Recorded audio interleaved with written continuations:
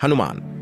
संस्कृत हनुमान, जिन्हें मारुति, बजरंगबली और अंजनेय के नाम से भी जाना जाता है, हिंदू धर्म में एक देवता है जिन्हें दिव्य वानर के रूप में पूजा जाता है और देवता राम के एक समर्पित साथी।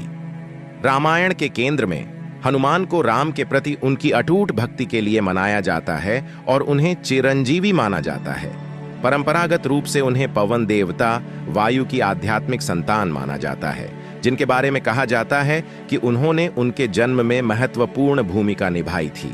उनकी कहानियां न केवल रामायण में बल्कि महाभारत और विभिन्न पुराणों में भी वर्णित हैं। हनुमान बुद्धि, शक्ति, साहस, भक्ति और आत्म अनुशासन के देवता। हनुमान अपने हृदय में राम और सीता को दिखा रहे हैं। रवि वर्मा प्रेस संबंधन राम के भक्त, देव, चिरंजीवी, वानर, शिव के अवतार, वायु के पुत्र। ढाम किष्किंधा मंत्राओम श्री हनुमते नमः, एओम श्री हनुमते नमः। हथियार गदा दिन शनिवार और मंगलवार ग्रंथों रामायण और उसके अन्य संस्करण, हनुमान चालीसा समारोह, हनुमान जयंती, दिवाली। व्यक्तिगत जानकारी, अभिभावक वायु, आध्यात्मिक पिता केसरी, पिता अंजना, माँ, भाई बहन मतिमान, श्रुतिमान, केतुमान, गतिमान और धृतिमान भाई। हनुमान पर केंद्रित भक्ति प्रथाएं इन ग्रंथों या प्रारंभिक पुरातात्विक साक्ष्यों में प्रमुख नहीं थीं। उनका धार्मिक महत्व और एक समर्पित अनुयायी की खेती रामायण की रचना के लगभग एक सहस्राब्दी बाद, दूसरी सहस्राब्दी ईस्वी के दौरान भारतीय उपमहाद्वीप में इस्लामी शासन के आगमन के साथ उभरी। हनुमान की क्षमताओं को आंशिक रूप से वायु से उनकी वंशावली के लिए जिम्मेदार ठहराया जाता है, जो भौतिक और ब्रह्मांडीय दोनों तत्वों के साथ संबंध का प्रतीक है। भक्ति आंदोलन के समर्थ रामदास जैसे व्यक्तित्वों ने हनुमान को राष्ट्रवाद और उत्पीड़न के खिलाफ अवज्ञा के प्रतीक के रूप में चित्रित किया है। वैष्णव परंपरा के अनुसार ऋषि माधवाचार्य ने कहा कि वायु विष्णु को उनके सांसारिक अवतारों में सहायता करता है, जो राम को हनुमान की सहायता के समान है। हाल के दिनों में प्रतिमा विज्ञान और मंदिर पूजा के माध्यम से हनुमान की पूजा में काफी वृद्धि हुई है। वह अपने भगवान राम के प्रति प्रेमपूर्ण भावनात्मक भक्ति के साथ शक्ति, वीरतापूर्ण पहल और मुखर उत्कृष्टता के मिश्रण का प्रतीक है, जो शक्ति और भक्ति दोनों का प्रतीक है। बाद के साहित्य में कभी कभी उन्हें मार्शल आर्ट, ध्यान और विद्वतापूर्ण गतिविधियों के संरक्षक देवता के रूप में चित्रित किया गया है। उन्हें अपने बाहरी वानर रूप से परे आत्मनियंत्रण, विश्वास और एक उद्देश्य के प्रति प्रतिबद्धता के उदाहरण के रूप में सम्मानित किया जाता है। परंपरागत रूप से हनुमान को आजीवन ब्रह्मचारी के रूप में मनाया जाता है, जो शुद्धता के गुणों का प्रतीक है। हनुमान शब्द का अर्थ या उत्पत्ति अस्पष्ट है। हिंदू देवताओं में देवताओं के आमतौर पर कई पर्यायवाची नाम होते हैं, जिनमें से प्रत्येक उस देवता द्वारा हासिल किए गए किसी पौराणिक कार्य की किसी महान विशेषता या अनुस्मारक पर आधारित होते हैं। हनुमान की एक व्याख्या विकृत जबड़े वाला है। यह संस्करण एक पौराणिक कथा द्वारा समर्थित है, जिसमें शिशु हनुमान गलती से सूर्य को एक फल समझ लेते हैं, वीरतापूर्वक उस तक पहुंचने का प्रयास करते हैं और देवताओं के राजा इंद्र द्वारा उनके प्रयास के कारण जबड़े में घायल हो जाते हैं। हनुमान हिंदू भक्ति, शक्ति पूजा परंपराओं में दो सबसे प्रिय गुणों को जोड़ते हैं: वीर, मजबूत, मुखर उत्कृष्टता और व्यक्तिगत भगवान के प्रति प्रेमपूर्ण भावनात्मक भक्ति। हनुमान की भाषाई विविधताओं में हनुमत, अनुमन, तमिल, हनुमंत, कन्नड़, हनुमंथुडु, तेलुगु शामिल हैं। अन्य नामों में शामिल हैं अंजनेय, अंजनीपुत्र, कन्नड़, अंजनेयार, तमिल, अंजनेयुडु, तेलुगु, अंजनी सुता। सभी का अर्थ है अंजना का पुत्र।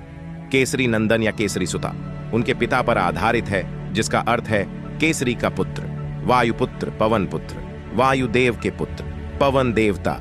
वज्रांग बली, बजरंग बली, शक्तिशाली बाली, जिसके अंग वज्र, हीरे जैसे कठोर या सख्त थे। यह नाम ग्रामीण उत्तर भारत में व्यापक रूप से उपयोग किया जाता है।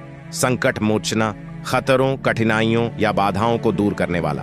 संकटा, मारुति, मरुता का पुत्र, वायुदेव का दूसरा नाम।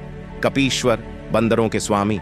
रामदूत, राम के दूत, महाकाया, विशाल, वीरा, महावीर, सबसे बहादुर, महाबाला, महाबली, सबसे मजबूत, वनार कुलाठिन थोंडेमान, वानर कबीले के वंशज, तमिल, पंचवक्त्र, 5 मुख वाला, मुखिया प्राण देवरु, आदिम जीवन दाता, माधवों जैसे द्वैत के अनुयायियों के बीच अधिक प्रमुख, वैदिक जड़ें दिव्य बंदर का सबसे पहला उल्लेख ऋग्वेद के भजन में है, जो 1500 और 1200 ईसा पूर्व के बीच का है। स्तोत्र के 23 छंद एक रूपक और पहेली भरी कथा है। इसे कई आकृतियों के बीच एक संवाद के रूप में प्रस्तुत किया गया है। भगवान इंद्र, उनकी पत्नी इंद्राणी और एक ऊर्जावान बंदर जिसे वृषाक्पी और उनकी पत्नी कपि के रूप में संदर्भित किया जाता है। भजन की शुरुआत इंद्राणी द्वारा इंद्र से शिकायत करने से होती है कि इंद्र के लिए सोम प्रसाद का कुछ हिस्सा ऊर्जावान और मजबूत बंदर को आवंटित किया गया है और लोग इंद्र को भूल रहे हैं।